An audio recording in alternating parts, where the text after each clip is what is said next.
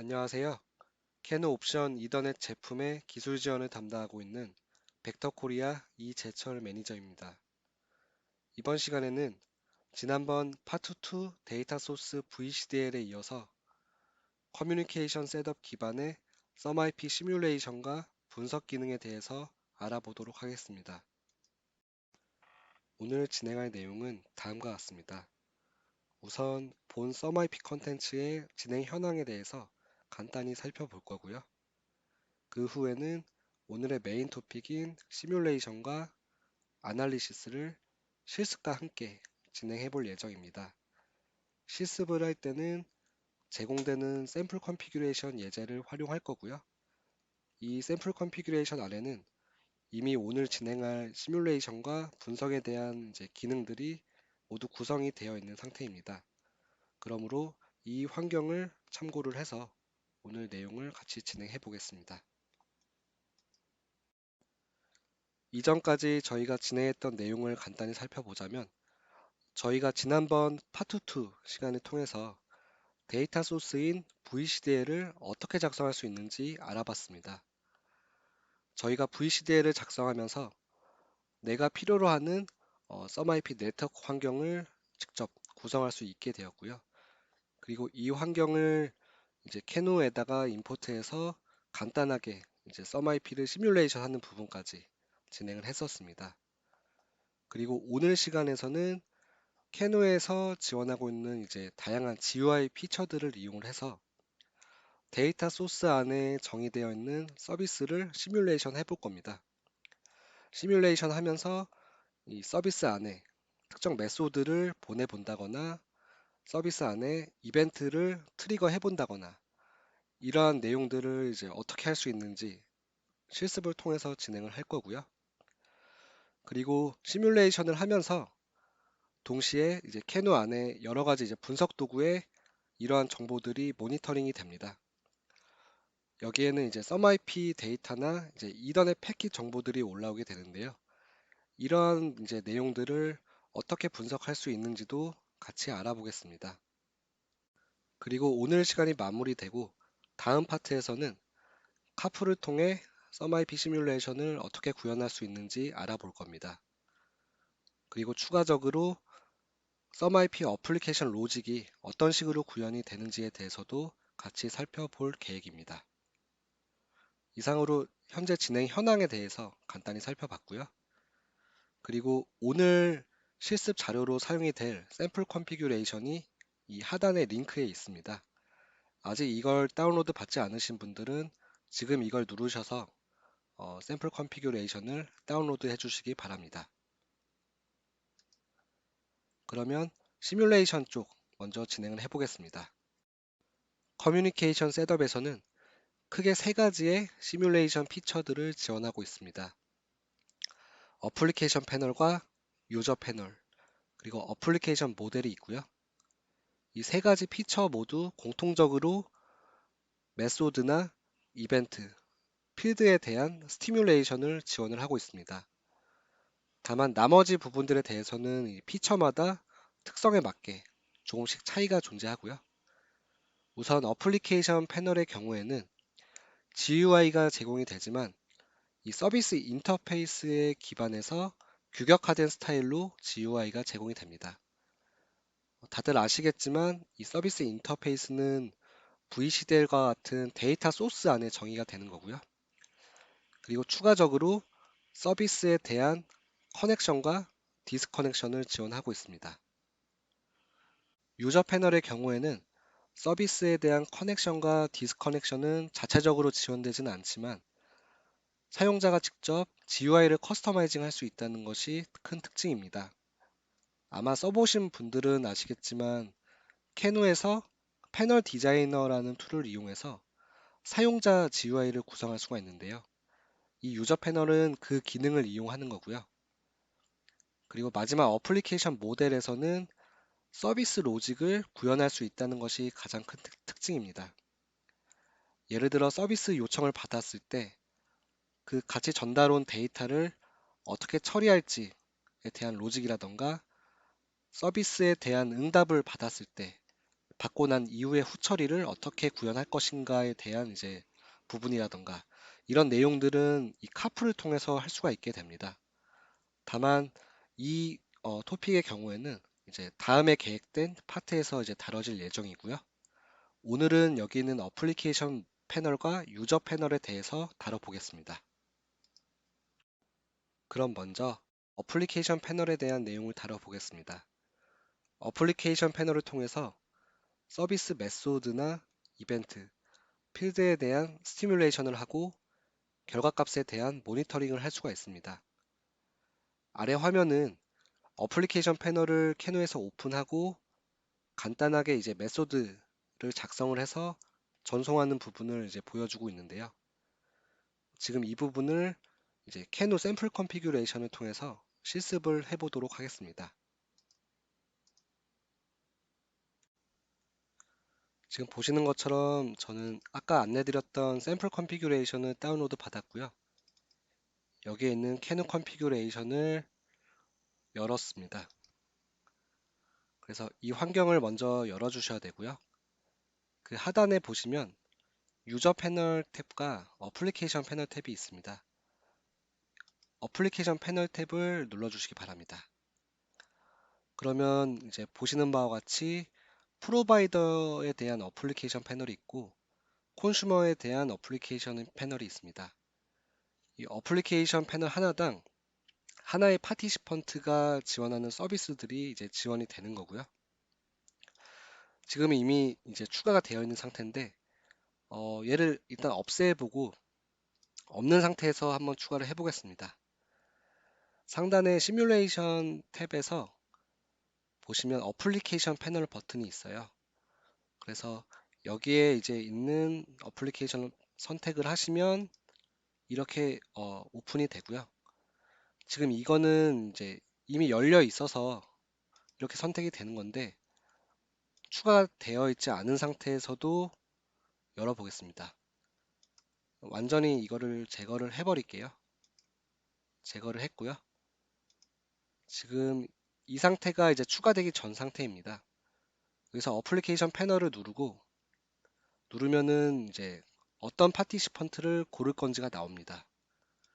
그래서 프로바이더를 먼저 추가를 해볼게요. 그러면 프로바이더 어플리케이션 패널이 나오고 안에 이제 내용들이 이제 데이터 소스 안에 프로바이더에 대해서 이제 구성된 내용에 기반해서 이제 각가지 서비스 타입들을 보실 수가 있습니다. 그리고 커뮤니케이션 셋업에서도 한번 추가를 해볼게요. 하단에 이제 셋업 버튼을 누르시고요. 이쪽 커뮤니케이션 셋업 안에서 저희가 지금 콘슈머를 이제 추가를 할 겁니다. 그래서 여기 파티시펀트 리스트에서 콘슈머를 누르고 오른쪽에 보시면 오픈 어플리케이션 패널 버튼이 있습니다. 이거를 누르면 바로 이 콘슈머에 대한 어플리케이션 패널이 이제 생기게 되는 거고요. 얘를 이쪽 우클릭해서 어플리케이션 패널 탭으로 보내겠습니다. 네. 그러면 이제 아까 초기 상태와 똑같이 어플리케이션 패널 두 개가 추가된 거를 보실 수가 있습니다.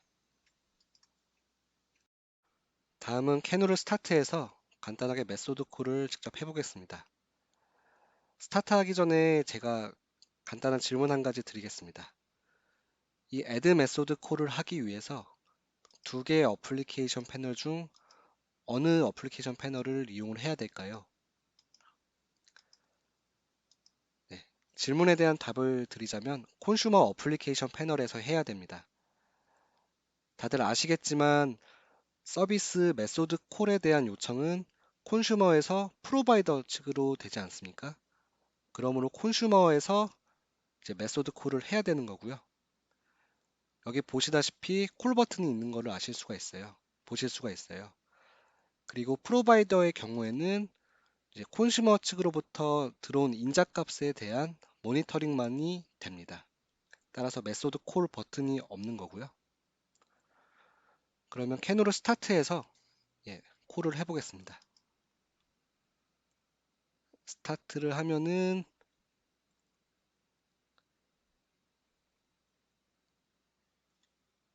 예, 이 디폴트 설정 때문에 유저 패널 탭으로 이동을 했는데요.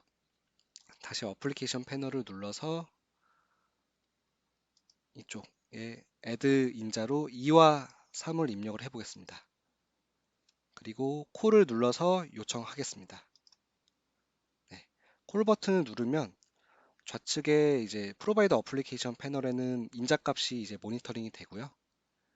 콘슈머 요청에 대한 결과값은 하단의 리스폰즈 탭에서 5라는 값으로 온 것을 보실 수가 있습니다. 여기에서 어플리케이션 패널 GUI가 슬라이드랑 좀 다르다는 걸 보실 수가 있는데요. 히스토리 뷰가 보이지가 않죠. 상단에서 이 익스퍼트 뷰 아이콘을 누르시면 히스토리 뷰가 보이게 됩니다. 그래서 이 히스토리 뷰에서 이 액션에 대한 이제 이력이라든지 값에 대한 모니터링 하실 수가 있고요. 네, 이런 식으로 간단하게 메소드 콜을 해봤습니다. 그럼 다음 내용은 슬라이드로 다시 돌아가겠습니다. 여기서 우리가 한 가지 주목할 만한 점은 현재 썸IP 시뮬레이션을 하고 있음에도 어플리케이션 패널에서는 이더넷 통신이라든지 썸IP 프로토콜에 대한 값들이 이제 전혀 보이지 않는다는 것입니다. 이러한 이유는 이제 커뮤니케이션 셋업의 기능적인 컨셉 때문이기도 한데요. 저희가 파트 1 인트로덕션 때 다뤘던 내용이지만 커뮤니케이션 셋업은 이 썸IP 어플리케이션에 초점을 두고 있습니다.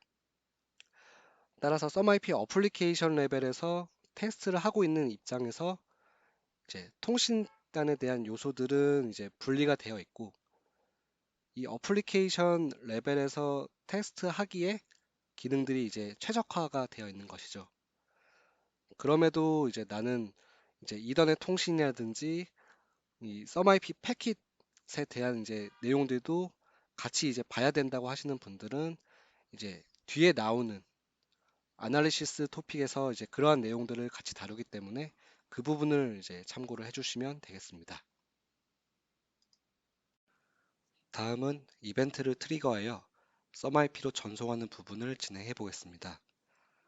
전체적인 사용 방법은 앞에서 했던 메소드 콜 실습 부분과 동일한데요. 차이점이 있다고 한다면 이벤트의 경우에는 프로바이더가 콘슈머 측으로 보내는 서비스 타입이기 때문에 프로바이더의 어플리케이션 패널을 이용하셔야 됩니다. 반대로 콘슈머의 어플리케이션 패널 같은 경우에는 전송된 이벤트 데이터에 대한 모니터링만을 하게 됩니다. 그럼 캔으로 돌아가서 직접 진행해 보겠습니다. 그럼 다시 캔으를 띄우고요. 이번에는 이 프로바이더 어플리케이션 패널에서 스테이트 이벤트를 클릭을 합니다. 그러면은 이렇게 스테이트 타입이라는 이 4개의 인티저 변수를 가진 이제 구조체 밸류가 이제 표시가 되는 걸 보실 수가 있어요. 이런 구조체는 서비스 인터페이스에 이제 기반해서 이렇게 표시가 되는 거고요. 서비스 인터페이스는 이제 지속적으로 말씀드렸지만 VCDL과 같은 데이터 소스 안에 정의가 됩니다. 그리고 우측의 콘슈머의 어플리케이션 패널에서도 스테이트를 클릭을 해보면 현재 2000으로 표시가 되는 것을 보실 수가 있어요. 그래서 이게 왜 값이 2로 바뀌어 있냐면 저희가 앞에 메소드 콜 실습할 때 add 메소드를 이제 2번을 사용을 했지 않습니까? 그래서 이거는 이제 카풀로 구현된 그 썸IP 어플리케이션 로직에 따라서 각 메소드 콜을 한 횟수가 이 이벤트 값으로 저장이 되기 때문에 이렇게 나오는 것입니다. 그래서 이 이벤트는 이제 프로바이더가 보내는 건데 이제 프로바이더 입장에서는 이제 메소드 콜을 2번을 했기 때문에 지속적으로 2000으로 보내는 것이고요. 만약에 다른 이제 서브트랙트나 멀티플라이 같은 이제 메소드 콜을 했으면 이 횟수가 이제 자동으로 올라가게 되겠죠. 네. 그리고 그러면 이번에는 여기서 직접 매뉴얼로 값을 트리거 해 보겠습니다. 임의의 값들을 이 프로바이더 어플리케이션 패널에 이제 입력을 해주고요. 이거를 트리거해서 어떻게 나오는지 보겠습니다. 그리고 보내기 전에 프로바이더 어플리케이션 패널도 이제 히스토리 뷰를 열어주시고요. 익스퍼트 뷰를 클릭을 해서 열어줍니다. 그리고 트리거를 해보겠습니다. 네, 한 번 더 보내볼게요. 예, 이렇게 보내면은 값이 일시적으로 내가 작성했던 2301로 이제 나오는 걸 보실 수가 있는데요. 지금 이게 다시 이 000으로 이제 원복이 되는 이유는 여기 안에 프로바이더에서는 방금 말씀드린 이제 어플리케이션 모델의 로직이 돌고 있기 때문에 그렇습니다. 따라서 프로바이더가 갖고 있는 이제 값을 이제 지속적으로 이벤트로 이제 보내기 때문에 다시 초기화가 되는 거고요. 만약에 카풀과 같은 이제 썸IP 어플리케이션 로직이 구현이 안 돼 있을 경우에는 여기에 이제 트리거한 값 그대로 여기에도 이제 표시가 돼서 남아 있겠죠. 네. 그래서 지금 이벤트도 한번 트리거해서 썸IP로 전송을 해봤습니다. 그럼 다시 슬라이드로 이제 돌아가서 다음 부분 진행하겠습니다. 다음으로 어플리케이션 패널을 이용하여 서비스의 커넥션을 이제 맺거나 끊는 기능을 이용해 보시겠습니다.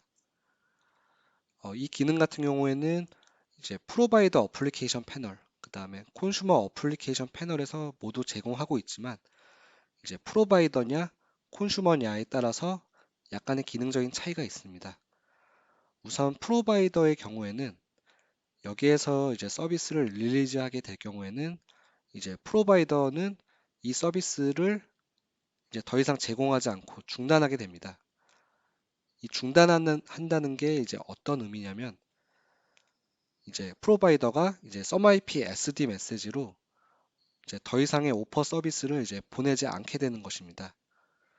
또한 이제 콘슈머 측으로부터 이제 이벤트 서브스크립션 요청이 들어와도 이거에 대해서 이제 디나이 하게 되는 거고요. 그리고 콘슈머의 어플리케이션 패널 같은 경우에는 여기에서 이제 서비스를 릴리즈하게 될 경우에는 이제 더 이상 프로바이더의 서비스를 이용하지 않게 됩니다. 더 이상 이용하지 않는다는 의미는 프로바이더가 제공하는 서비스에 대해서 더 이상 이제 썸IP SD 메시지로 find 서비스 요청을 이제 보내지 않게 된다는 것을 의미합니다. 그러면 캔으로 다시 돌아가서 이 기능을 직접 사용해 보시겠습니다. 캔으로 띄우고요. 이번에는 이제 양쪽 어플리케이션 패널에서 이 칼큘레이터라고 하는 서비스를 선택을 해줍니다. 그러면 칼큘레이터 서비스에 대한 서비스 스테이트가 양쪽 패널에 표시가 되는 걸 보실 수가 있고요. 우선 프로바이더 어플리케이션 패널을 보면 서비스 스테이트와 커넥션 스테이트가 표시가 됩니다. 이 중에 서비스 스테이트의 경우에는 현재 서비스가 제공 중이어서 이제 이용 가능하다라는 상태로 이해할 수가 있겠고요. 그리고 커넥션 스테이트의 경우에는 이제 제공 중인 서비스에 대해서 콘슈머가 커넥션을 맺어서 지금 커넥티드로 나와 있다고 이해를 하시면 되겠습니다. 그리고 우측에 콘슈머 어플리케이션 패널에는 커넥션 스테이트가 나오는데요. 현재 어베일러블로 표시가 됩니다. 그러니까 프로바이더가 이제 서비스를 제공하고 있어서 이용 가능한 상태라고 이제 이해를 하시면 되겠습니다. 그러면 이번에는 이제 프로바이더 측에서 이 릴리즈 서비스를 통해서 이제 서비스 제공을 중단하겠습니다. 클릭을 해주시면 이제 서비스 스테이트, 커넥션 스테이트가 unavailable로 표시되는 걸 볼 수가 있고요. 그러면 프로바이더 측에서는 이제 오퍼 서비스를 중단했기 때문에 이제 더 이상 보내질 않게 되는 거고 콘슈머 어플리케이션 패널에서도 unavailable로 표시되는 걸 보실 수가 있습니다.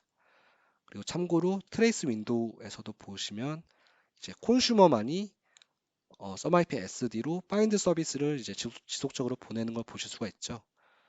역으로 프로바이더의 경우에는 더 이상 이제 SUMIP SD를 보내지 않기 때문에 이제 프로바이더가 보내는 이제 SUMIP는 더 이상 보이지가 않게 됩니다.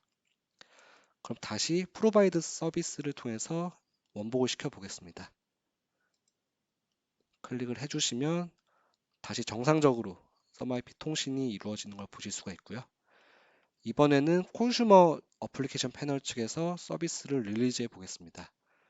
릴리즈 서비스를 하면은 네, 스테이트가 커넥터블로만 표시가 됩니다. 그러니까 연결은 가능한데, 그러니까 오퍼 서비스는 프로바이더 측에서 나오고 있는데 이제 연결은 되어 있지 않은 상태로 이해하시면 되겠고요. 그리고 트레이스 윈도우에서도 이번에는 프로바이더만 이제 오퍼 서비스를 이제 SUMIP SD로 계속 보내는 걸 보실 수가 있고요. 콘슈머의 경우에는 더 이상 보이지가 않습니다. 그러면 이거를 이번에는 원복하기 위해서 리퀘스트 서비스를 다시 눌러 보겠습니다. 네, 누르시면 이렇게 커넥션이 다시 맺어져서 정상적으로 SUMIP 통신이 이루어지는 걸 보실 수가 있겠습니다. 여기까지가 어플리케이션 패널의 내용이었고요. 다음 슬라이드로 이제 돌아가서 이번에는 유저 패널 쪽 내용 진행해 보겠습니다. 유저 패널은 SUMIP 시뮬레이션을 지원하기 위해 크게 세 가지의 컨트롤들을 패널 디자이너에서 지원하고 있습니다. 첫 번째로 메소드 콜 컨트롤 같은 경우에는 그 제목 그대로 메소드의 콜이나 필드 게터, 세터의 콜을 사용할 수 있게 지원하고 있습니다. 이 메소드 콜 컨트롤을 패널 디자이너에서 추가를 하실 수가 있고요. 이거는 메소드 콜 컨트롤이기 때문에 이제 프로바이더 이제 사이드에서는 추가를 하실 수가 없고 콘슈머 측에서만 추가를 할 수가 있습니다. 추가를 하게 되면은 나머지 사용법은 이제 어플리케이션 패널에서 하셨던 메소드 콜이랑 거의 유사합니다. 그리고 이제 인풋 아웃풋 박스 컨트롤이 있는데요. 여기에서는 이제 인티저나 플로트형 같은 이제 간단한 이제 데이터 타입의 이벤트나 필드 값들에 대해서 모니터링을 할 수 있는 기능입니다. 여기 위에 화면에서 보시면 add count input output 박스가 있는데요. 이런 식으로 이제 간단한 이제 심플한 변수 값에 대해서 모니터링 할 수 있게 기능을 지원하고 있습니다. 다음으로 컴플렉스 데이터 컨트롤이 있습니다. 앞에서 설명드린 인풋 아웃풋 박스 같은 경우에는 이제 간단하고 심플한 데이터 타입의 모니터링만이 가능했다고 하면 이 컴플렉스 데이터 컨트롤은 이 구조체와 같은 복잡한 데이터 타입의 이벤트나 필드들을 처리를 할 수가 있습니다. 여기 화면에서 보실 수 있듯이 예를 들어 이벤트라는 이제 스테이트 타입 구조체를 이 패널 디자이너에서 추가를 하면 나머지는 이제 어플리케이션 패널에서 이제 이벤트를 사용하는 방식과 동일하게 이용을 하실 수가 있어요. 만약에 프로바이더 사이드에서 컴플렉스 데이터 컨트롤을 추가하는 경우에는 이렇게 이벤트에 대한 이제 트리거 정보를 입력을 하고 이제 샌드를 눌러서 트리거 하실 수가 있고요.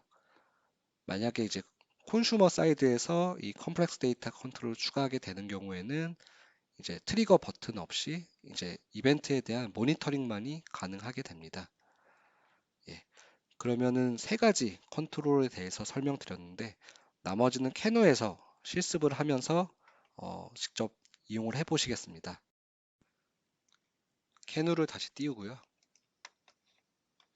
예, 지금까지는 하단에서 어플리케이션 패널 탭을 보고 계셨는데 좌측에 이제 유저 패널 탭을 클릭해서 넘어가시겠습니다. 네, 여기에 크게 세 가지의 이제 유저 패널 윈도우가 있고요. 우선은 이 중에서 메소드 콜 컨트롤을 이용을 해 보실게요.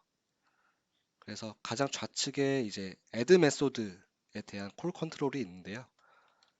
네, 어플리케이션 패널에서 실습했던 것처럼 동일한 사용법으로 입력을 해 보겠습니다. 네, 이렇게 입력을 하고 샌드를 눌러서 메소드를 전송하고요. 그리고 결과값에 대해서는 이제 상단의 리스폰스 탭에서 이제 5라는 값으로 프로바이더한테서 응답이 온 거를 보실 수가 있으세요. 그리고 다른 이제 사칙 연산에 대한 메소드 콜 컨트롤도 동일하게 동작을 합니다. 4 빼기 1을 콜을 해보면 이렇게 3이라는 값이 응답이 오고요. 곱셈의 경우에도 값을 입력해서 보내면 이제 프로바이더로부터 이제 응답이 온 거를 보실 수가 있습니다. 나노셈도 마찬가지로 이제 사용이 되고요. 이런 식으로 이제 메소드 같은 경우는 이렇게 이제 사용을 하실 수가 있고요. 그리고 이게 지금 우측에 있는 이 필드 게터나 세터의 경우에도 동일하게 메소드 콜 컨트롤을 이용하실 수가 있습니다. 저희가 이 필드 값 같은 경우에는 마지막에 계산된 결과 값이 이제 저장된다고 말씀을 드렸었죠. 방금 저희가 4 나누기 2라는 이 디바이드 메소드를 이제 호출을 해서 결과값이 2라고 나왔습니다. 그러면 이 필드 값을 게터를 통해서 콜을 해보겠습니다. 필드 게터에서 샌드를 누르면 리스폰스 탭이 이렇게 2라는 걸 얻어온 걸 아실 수가 있고요. 그리고 이거를 필드 세터를 통해서 이 값을 강제로 바꿀 수가 있는데요.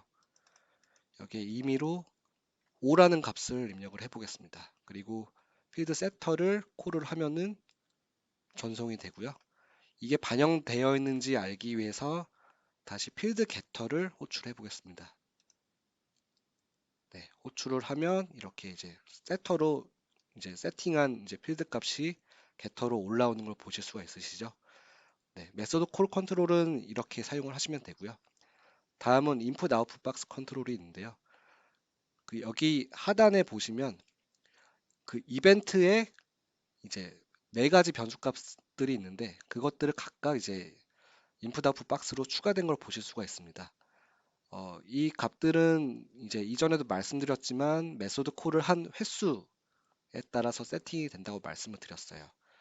그래서 여기서도 이제 동일한 연산을 더 요청을 해서 이 값들이 이제 실제 이벤트로 전송이 되고 이 값이 이제 올라오는 거를 보실 수가 있습니다.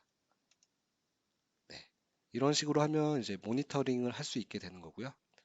그리고 마지막으로 이제 컴플렉스 데이터 컨트롤을 보시겠습니다. 하단의 이 이벤트 유저 패널에는 이 콘슈머와 프로바이더에 대한 이제 두 개의 컴플렉스 데이터 컨트롤이 있습니다. 그래서 첫 번째 이제 이 콘슈머의 컴플렉스 데이터 컨트롤은 이제 이 스테이트라는 이벤트의 구조체의 각 변수에 대한 이제 모니터링이 자동으로 되고요. 현재 값들이 3322로 되어 있는데 마찬가지로 이 컴플렉스 데이터 컨트롤에도 이 값들이 모니터링 돼서 올라오는 걸 보실 수가 있으세요. 그리고 하단에 프로바이더의 컴플렉스 데이터 이벤트 컨트롤이 있습니다. 이것도 이제 어플리케이션 패널이랑 이용법이 동일하기 때문에 그대로 0000인 상태로 샌드를 해보겠습니다. 이벤트를 이제 트리거해서 보내게 되면은 순간적으로 이게 위에 모니터링이 되는 이제 컴플렉스 데이터 컨트롤에 값이 올라오는 걸 보실 수가 있을 거예요. 이게 실제로 이벤트가 프로바이더에서 전송이 된 거고요. 값이 원래대로 원복되는 이유는 아까도 설명드렸지만 이제 카풀로 구현된 그 어플리케이션 로직 때문에 이렇게 다시 돌아오는 겁니다. 그리고 지금 이제 세 가지 컨트롤을 써보셨는데요.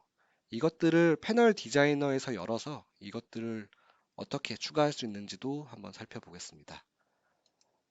현재 추가되어 있는 이 한 가지 패널을 선택을 하시고 상단에서 우클릭을 하신 다음에 에디트 버튼 이거를 누르시겠습니다. 그러면 이제 패널 디자이너가 이제 바로 연결이 되고요.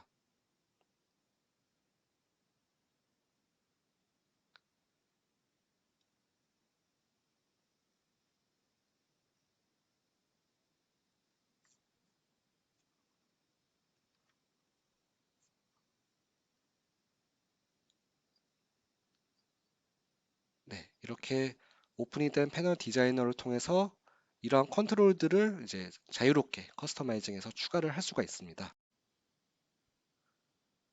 간단하게 추가하는 방법은 이 좌측에 보이시는 이 심볼 익스플로러를 이용하는 건데요.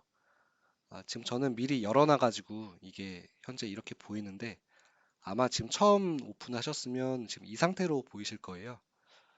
근데 이쪽 카테고리에서 상단에 어플리케이션 레이어 오브젝트를 클릭을 합니다. 그러면 이제 데이터가 지금 이렇게 보이게 되는데요. 여기에는 그 데이터 소스에 기반해서 이제 서비스 정보들이 나오게 되고요. 간단하게 여기 이 패널 GUI란을 하단으로 늘려서 밑에다가 몇 가지 추가를 해보겠습니다. 우선은 메소드 콜 컨트롤을 추가를 해볼 텐데요. 여기 어플리케이션 레이어 오브젝트 밑에 콘슈머 포트를 열어서요. 여기 아이템들을 보면 이제 메소드 항목이 있습니다. 메소드에서 내가 이제 추가하고 싶은 이제 메소드 콜 컨트롤을 이렇게 간단하게 드래그를 해서 추가를 하실 수가 있습니다. 그리고 인풋 아웃풋 박스의 경우에도 예를 들어 여기 스테이트라는 이벤트 구조체 밑에 어, 네 가지 변수가 있는데요. 이것들을 이제 드래그해서 넣으시면 이 심볼 익스플로러의 이 트리 아이템에 따라서 자동으로 알맞는 컨트롤이 추가되는 걸 보실 수가 있어요. 그리고 마지막으로 그 이벤트에 대한 컴플렉스 데이터 컨트롤을 추가를 해보자면 말씀드린 대로 컴플렉스 데이터 컨트롤은 이제 구조체와 같은 이제 데이터를 처리를 한다고 언급을 했었죠. 여기서는 이 변수가 아니라 상단에 이 value를 드래그를 해주시면 네, 콘슈머에 대한 콤플렉스 데이터 컨트롤 이벤트를 여기다 추가를 할 수가 있고요. 프로바이더의 이제 컴플렉스 데이터 컨트롤 같은 경우에는 이쪽 프로바이더 포트를 열어서 마찬가지로 이벤트의 이 value 이거를 드래그를 하시면 네, 동일한 컴플렉스 데이터 컨트롤이 있는데 이제 트리거 버튼이 있는 컨트롤이 생성되는 것을 보실 수가 있습니다.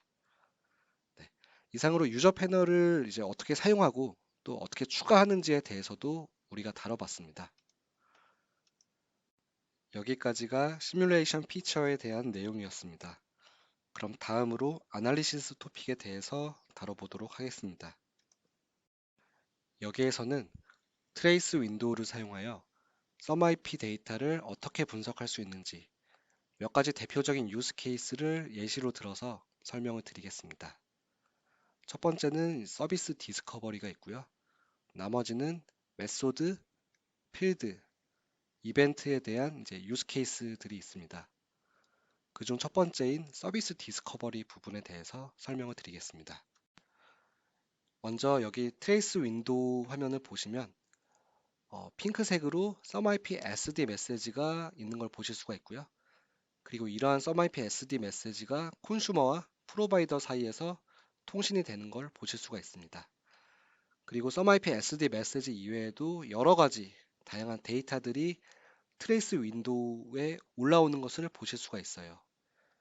이러한 전체적인 데이터들을 올바르게 이해하고 분석을 하시기 위해서는 여기 아래에 있는 앱스트랙트 레이어와 썸IP 레이어를 구분하실 수가 있어야 됩니다. 우선 앱스트랙트 레이어를 설명을 드리자면 여기에서는 어플리케이션 레벨에서 서비스 스테이트와 이벤트나 필드에 대한 서브스크립션 스테이터스를 이제 보여주게 됩니다. 그리고 이 우측의 썸IP 레이어의 경우에는 이 썸IP PDU나 이 이더넷 패킷에 대한 실제 통신 데이터를 이제 보여주고 있고요.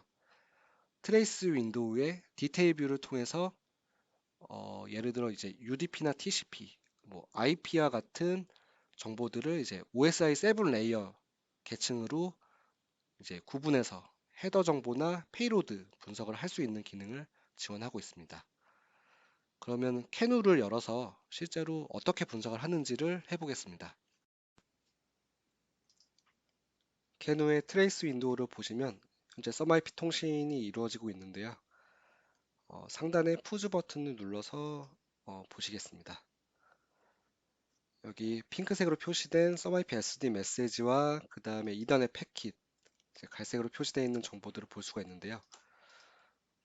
다만 이 정보에 대한 이제 앱스트랙트 레이어의 데이터는 현재 올라오지 않고 있습니다. 올라오지 않는 이유는 현재 서비스 스테이터스가 이제 연결이 된 상태로 변화가 없기 때문에 이 정보가 표시가 되지 않는 거고요. 그러므로 이제 서비스를 한번 끊었다가 다시 커넥션을 맺어서 앱스트랙트 레이어의 데이터와 이제 썸IP 레이어의 데이터를 이제 같이 보도록 하겠습니다. 그걸 하기 위해서 이제 하단에 어플리케이션 패널을 눌러서 이제 이동을 하고요.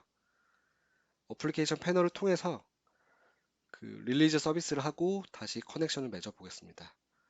네, 릴리즈 서비스 하고 다시 눌러서 이제 커넥션을 맺고요.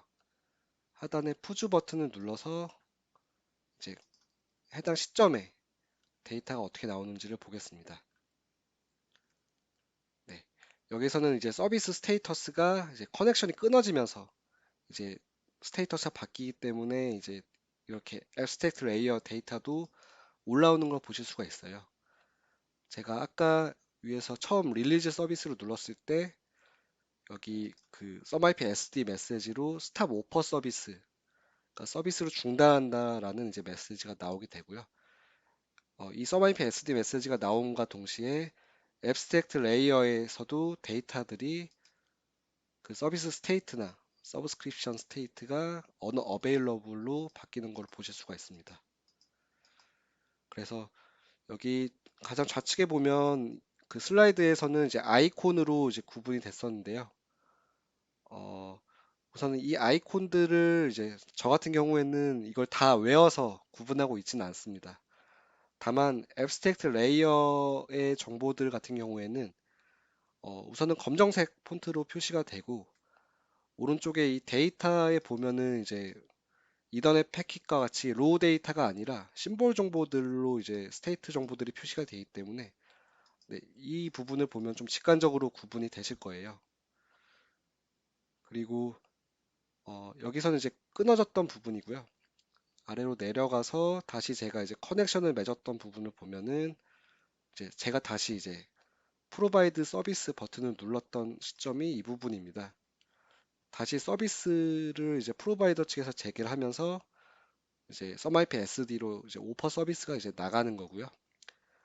이게 나가면서 이제 서비스 스테이트 정보들도 바뀌게 됩니다. 그래서 앱스트랙트 레이어의 정보들도 이제 어베이러블이나 이제 커넥터블로 표시가 되는 걸 보실 수가 있고요. 그 이후의 과정들을 보면은 이제 오퍼 서비스가 되고 그 이후에는 이제 콘슈머가 이제 서브스크라이브 요청을 프로바이더 측으로 보내고요. 최종적으로는 이제 프로바이더가 이에 대해서 이제 승인하는 의미에서 에크를 보내면서 이제 서비스 커넥션이 다시 맺어지는 것을 보실 수가 있습니다. 그러므로 이 시점의 앱스트랙트 레이어에서도 이제 스테이트 정보가 커넥티드나 이제 서브스크라이브 정보로 표시되는 것을 보실 수가 있고요. 그리고 좌측에 보시면 이제 오브젝트 타입이나 오브젝트 디테일 컬럼을 통해서 지금 어떤 정보가 서브스크라이브가 됐는지, 서비스가 커넥티드가 되고, 그 다음에 이제 이벤트나 필드가 이제 서브스크라이브드로 이제 바뀌었는지, 이런 상태 정보들을 이제 구분해서 보실 수가 있습니다. 네. 그래서 이제 서비스 디스커버리의 전체적인 과정을 이제 앱스트랙트 레이어와 함께 이제 보셨고요. 다음은 이제 썸IP PDU랑 이제 이더넷 패킷 정보를 한번 보시겠습니다. 우선은 여기 이 서브스크라이브 이벤트 그룹 이 에크 이 메시지를 보면은 좌측에 이 플러스 버튼을 눌러 보시면 이거에 대한 상세 정보가 해석이 돼서 올라오게 됩니다. 그래서 지금 여기에 0682라는 이제 헥사 타입으로 되어 있는데요. 이거를 데시멀로 바꿔서 보면 이제 데이터 소스에는 이 칼큘레이터 서비스가 아이디가 1666으로 되어 있습니다. 그래서 이 서비스에 대해서 현재 서브스크라이브 에크가 나왔다라는 이제 정보를 이제 간단하게 확인하실 수 있고요. 다른 썸IP SD 메시지에서도 플러스를 눌러 보면은 이거에 대한 이제 요약된 이제 해석 정보들을 보실 수가 있습니다. 그리고 이거에 대해서 보다 상세하게 이제 네트워크 분석이 필요하다고 하면은 좌측 상단에 디테일 뷰를 눌러 보시면 이제 상세 정보들을 확인하실 수가 있습니다. 이 디테일 뷰가 열려 있는 상태에서 여기 우측에서 이제 내가 볼 메시지를 클릭을 하면 이거에 대한 이제 상세 정보가 나오게 됩니다. 그래서 지금 제가 SumIP PDU를 클릭을 했는데요. 그래서 여기서 SumIP PDU 정보들이 나오게 되고요. 여기 메시지 아이디에서부터 이제 서비스 엔드포인트 정보들, 그 다음에 SumIP 헤더 정보들, 그 다음에 SumIP의 이제 데이터 부분이 이제 올라오는 걸 보실 수가 있고요. 그리고 이제 SumIP SD 메시지가 아니라 이제 전체 이더넷 패킷을 보겠다고 하면은 여기 위에 이 갈색 이더넷 패킷을 클릭을 하면은 볼 수가 있습니다. 그래서 여기서는 OSI 7 레이어에 맞춰서 이제 이더넷 프레임에 대한 헤더 정보와 페이로드를 보실 수가 있고요. 그 다음에 이제 3계층이 이제 IP 레이어에서 이제 헤더 정보들과 페이로드 분석이 가능합니다. 그리고 그 윗단에 이제 UDP나 TCP 단에 이제 헤더 정보와 페이로드를 이제 분석을 하실 수가 있습니다. 네. 이런 식으로 앱스트랙트 레이어에서 뭔가 이제 스테이트가 바뀌는 거나 이제 심볼 정보들을 이제 해석을 해서 보실 수가 있고요. 그 다음에 이더넷 패킷이나 이제 SumIP PDU에 대한 정보는 이 디테일 뷰를 이제 열어서 이제 보실 수가 있겠습니다. 이런 식으로 이제 분석을 진행하시면 됩니다. 그러면 슬라이드로 돌아가서 이제 다음 부분 진행하도록 하겠습니다. 나머지는 메소드와 필드, 이벤트에 대한 이제 유스 케이스가 남아 있는데요. 이 세 가지 방식 모두 다 분석하는 방식은 동일합니다. 따라서 이번에는 슬라이드의 내용을 먼저 설명을 드리고 이제 캐노에서 마지막에 한꺼번에 실습을 해보도록 하겠습니다. 그럼 먼저 메소드에 대한 이제 분석에 대해서 설명을 드리겠습니다. 여기에서는 3과 6이라는 이제 인자를 실어서 이제 add 메소드 콜을 하는 예시입니다. 그러므로 리스판즈에는 이제 9로 응답이 오게끔 되어 있죠. 여기에서 이제 SumIP 레이어를 먼저 살펴보자면 SumIP 레이어에서는 이더넷 패킷과 SumIP 메시지가 이제 푸른색 폰트로 표시가 됩니다. 그래서 여기에서 볼 수 있는 거는 이제 add 메소드가 어느 시점에 리퀘스트가 되고 또 어느 시점에 add에 대한 리스폰즈가 날라오는 거를 이제 구분해서 보실 수가 있습니다. 따라서 메소드 콜에 대한 이제 분석을 이제 트레이스 윈도우에서 찾아서 보실 때는 이제 리퀘스트와 리스폰즈가 있는지를 보시면 좀 더 찾기가 쉬우시고요. 그리고 SumIP의 데이터의 경우에는 SumIP 메시지에서 로우 데이터로 표시가 됩니다. 그래서 이 로우 데이터를 보면은 이제 직관적으로 이해하기가 어려울 수가 있기 때문에 이 부분은 앱스트랙트 레이어를 보셔야 됩니다. 앱스트랙트 레이어의 정보를 보면은 이 인자값이 3과 6으로 이제 변수와 함께 해석이 돼서 나오는 걸 보실 수가 있고요. 그리고 리스판즈 부분을 살펴보면은 이 부분이 앱스트랙트 레이어에서는 add 메소드의 리턴으로 이제 9라는 리졸트 변수로 응답이 왔음을 이제 해석이 돼서 볼 수가 있습니다. 네, 이게 지금 add 메소드 콜에 대한 예시였고요. 다음으로는 이제 필드에 대한 예시를 보시겠습니다. 필드의 경우에는 필드 게터와 세터가 있고 그 다음에 필드 노티피케이션으로 나눠지게 되는데요. 우선 필드 게터와 세터의 경우에는 앞에 메소드 콜과 거의 동일합니다. 그래서 게터를 요청을 보냈을 때 이제 SumIP 레이어에서는 리퀘스트와 리스폰즈로 이제 구분이 돼서 나오게 되고요. 그리고 마찬가지로 2단의 패킷과 SumIP 메시지를 볼 수가 있습니다. 그리고 데이터의 경우에도 동일하게 앱스트랙트 레이어를 통해서 이제 해석이 된 정보를 보실 수가 있어요. 그래서 여기 앱스트랙트 레이어 데이터를 보면은 이제 리턴 밸류가 9로 이제 해석이 돼서 오는 걸 분석하시면 되고요. 필드 노티피케이션의 경우에도 비슷합니다. 필드 노티피케이션의 경우에는 SumIP 레이어에서 이제 노티피케이션으로 표시가 되고요. 이 SumIP 메시지의 앱스트랙트 레이어를 보시면 해석된 값으로 이제 9라는 값이 실려서 오는 거를 보고 분석을 하실 수가 있습니다. 다음으로 이제 이벤트의 경우입니다.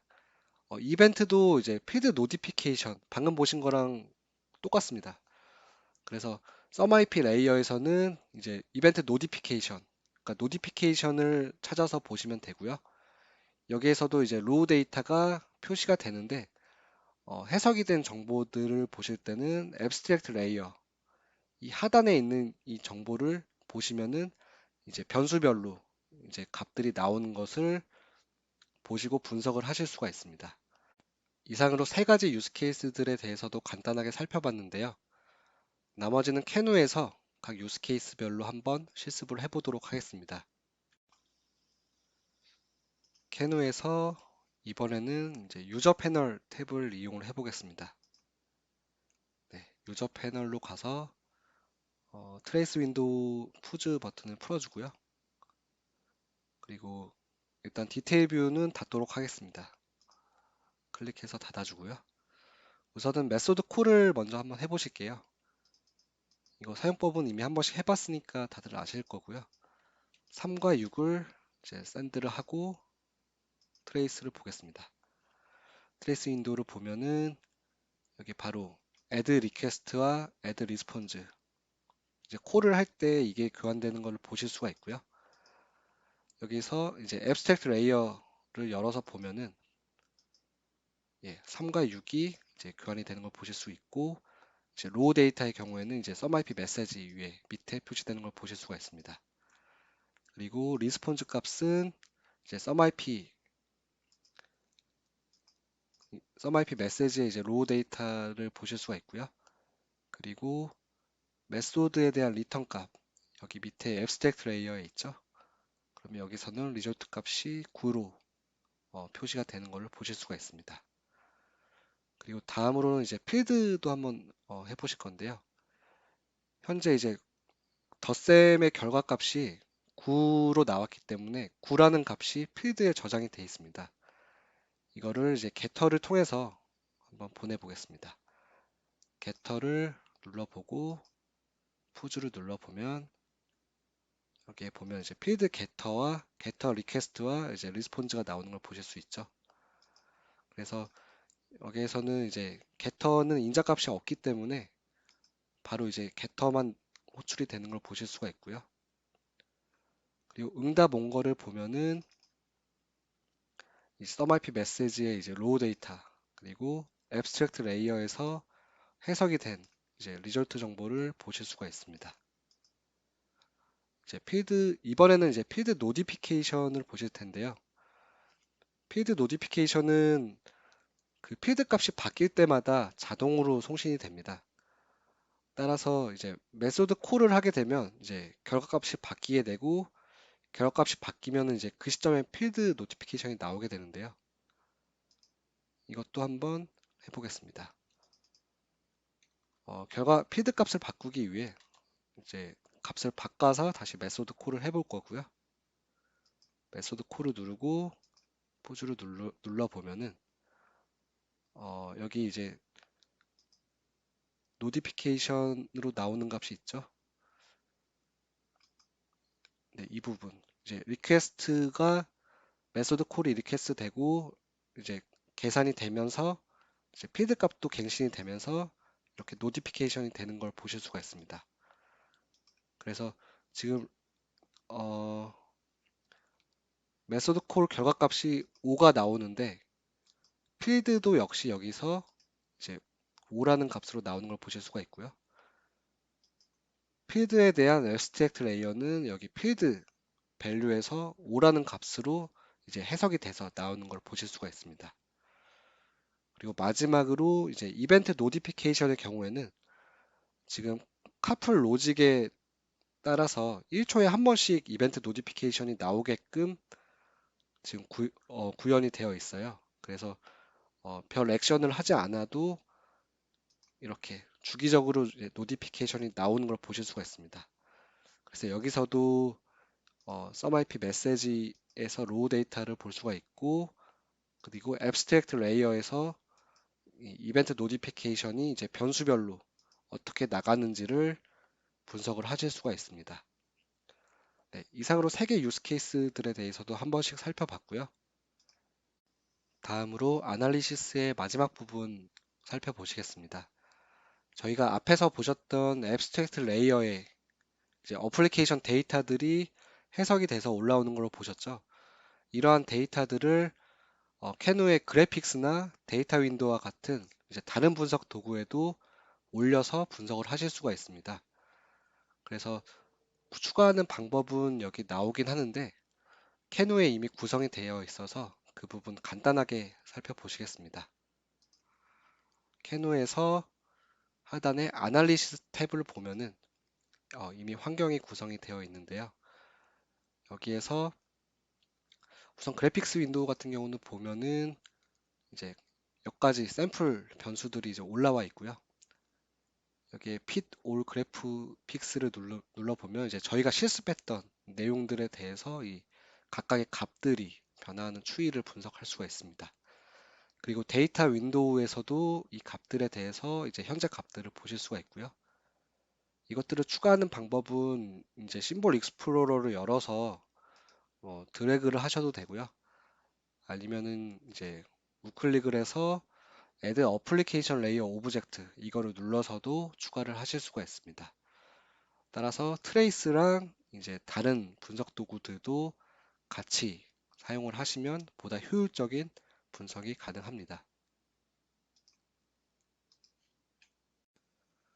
다음으로 테크니컬 레퍼런스의 경우에는 이제 이전 시간에 이미 다 소개를 드렸기 때문에 넘어가도록 하겠고요. 오늘 제가 준비한 파트 3 시뮬레이션 앤 아날리시스의 내용은 여기까지입니다. 오늘도 긴 시간 내주셔서 감사드리고요. 이후에 계획이 된 다른 파트 컨텐츠에서 다시 뵙도록 하겠습니다. 감사합니다.